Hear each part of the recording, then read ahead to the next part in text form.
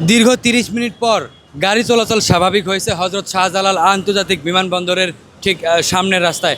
দর্শক, এই মুহূর্তে আপনারা যেটি দেখতে পাচ্ছেন যে গাড়ি চলাচল স্বাভাবিক রয়েছে এবং ট্রাফিক পুলিশরা তাদের সঠিক দায়িত্ব পালন করছেন। কিন্তু কিছুক্ষণ আগেই কিন্তু এই রাস্তাটি প্রায় ৩০ মিনিটের জন্য অবরোধ করে রেখেছিল এই এলাকার যে গাড়ির কাউন্টার রয়েছে ফুটপাতে, তারা কিন্তু কাউন্টারের যে মালিকরা রয়েছেন তারা কিন্তু রাস্তাটি অবরোধ করে রেখেছিলেন। এবং আপনাদেরকে জানিয়ে রাখি যে সিটি কর্পোরেশনের পক্ষ থেকে কিন্তু এই যে রাস্তার যে অবৈধভাবে ফুটপাতে তারা গাড়ির কাউন্টার বসিয়েছিলেন সেই কাউন্টারগুলোকে উচ্ছেদ করেছে এবং এর পরপরই কিন্তু এখানে অবরোধ করে কাউন্টারের যে কর্মরত যে মানুষগুলো রয়েছে তারা কিন্তু পুরো রাস্তাটি অবরোধ করে রেখেছিল প্রায় ৩০ মিনিট ধরে। এরপরেই কিন্তু ট্রাফিক পুলিশ সহ পুলিশের বিভিন্ন যে কর্মকর্তারা রয়েছেন তারা কিন্তু এসেছেন এবং কাউন্টারের যে লোকজন আছে তাদের সাথে কথা বলেছেন এবং কথা বলে কিন্তু সেটির সমাধান করেছেন। এবং এর পরপরই কিন্তু তারা রাস্তা ছেড়ে দেয় এবং রাস্তা ছাড়ার পরপরই গাড়ি চলাচল স্বাভাবিক অবস্থায় রয়েছে এই মুহূর্তে। আমরা যদি একটু সামনের দিকে দেখানোর চেষ্টা করি যে এই যে জায়গাটি আপনারা দেখতে পাচ্ছেন, এই জায়গাটিতে কিন্তু এর আগে বিভিন্ন গাড়ির কাউন্টার রয়েছিল এবং ঢাকা থেকে ছেড়ে যাওয়া বিভিন্ন জেলার যে গাড়িগুলো রয়েছে সেই গাড়ির কাউন্টার এখানে ছিল এবং সিটি কর্পোরেশন কর্তৃক এই গাড়ির যে কাউন্টারগুলো রয়েছে যে ফুটপাত অবৈধভাবে দখল করে সে কাউন্টারগুলো গড়ে উঠেছিল সেগুলোকে কিন্তু ভেঙে দেওয়া হয়েছে। এবং আপনাদেরকে আরেকটি তথ্য জানিয়ে রাখি যে এই গাড়ির কাউন্টারগুলো না থাকায় কিন্তু অনেকেই বিপাকের মধ্যে পড়েছেন এবং আমরা যেটি দেখেছি যে অনেক যাত্রী কিন্তু এই মুহূর্তে রাস্তার সাইডে দাঁড়িয়ে আছে। এবং আমরা যদি একটু সামনের দিকে যাই আমরা কিন্তু দেখতে পাচ্ছি যে এই পুরো এলাকাটাতেই কিন্তু গাড়ির কাউন্টার ছিল, যেই গাড়ির কাউন্টারগুলোকে সিটি কর্পোরেশনের যে নির্বাহী ম্যাজিস্ট্রেট আছে তিনি এসে কিন্তু এগুলোকে উচ্ছেদ করেছেন এবং ভেঙে গুঁড়িয়ে দিয়েছেন এবং এই জায়গাটি এই মুহূর্তে কিন্তু পুরো ফাঁকা অবস্থায় রয়েছে। এবং আপনাদেরকে আরও একটি তথ্য জানিয়ে রাখি যে এই জায়গাটির সৌন্দর্য বর্ধনের জন্য কিছু গাছ এনেছিল এবং আমরা যেটি দেখছি যে এই গাছগুলো কিন্তু ইতিমধ্যেই টপ সহ ভেঙে ফেলা হয়েছে।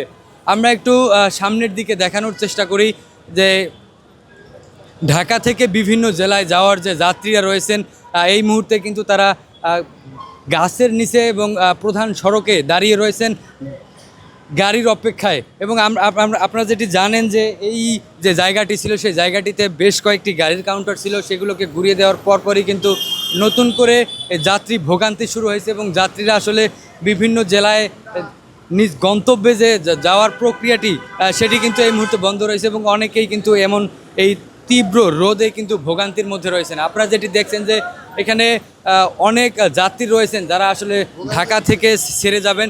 আমরা একজন যাত্রীর সাথে কথা বলতে চাই। ভাই, আসলে এইখানকার যে যাত্রীরা রয়েছেন তারা আসলে এভাবে দাঁড়িয়ে আছেন, আগে তো আপনাদের এখানে কাউন্টার ছিল, কাউন্টার ভেঙে দেওয়ার ফলে তাদের আসলে কি কি সমস্যা হচ্ছে একটু কি বলতেন? সমস্যা মানে অনেক সমস্যা। দেখেন যাত্রী ভোগান্তি, যাত্রী কীভাবে দাঁড়ায়, কোনো গাড়ি নাই, কোনো কাউন্টার নাই, কীভাবে দাঁড়াবে, কোথায় বসবে। হ্যাঁ, আজকে 30 বছর যাবত এই জায়গাটার কাউন্টার।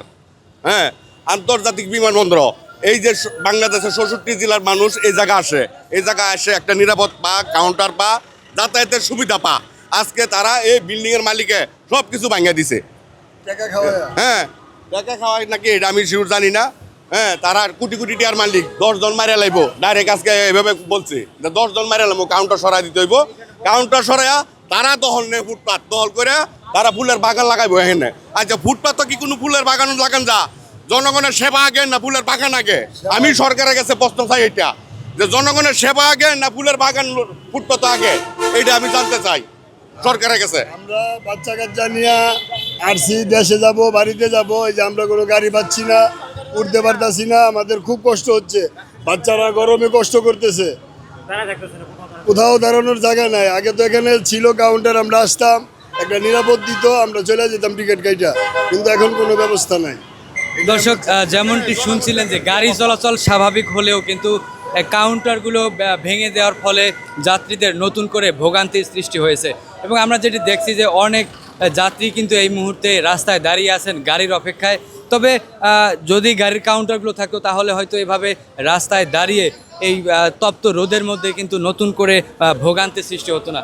দর্শক, হযরত শাহজালাল আন্তর্জাতিক বিমানবন্দরের প্রধান সড়ক থেকে এই ছিল আমার কাছে সর্বশেষ তথ্য।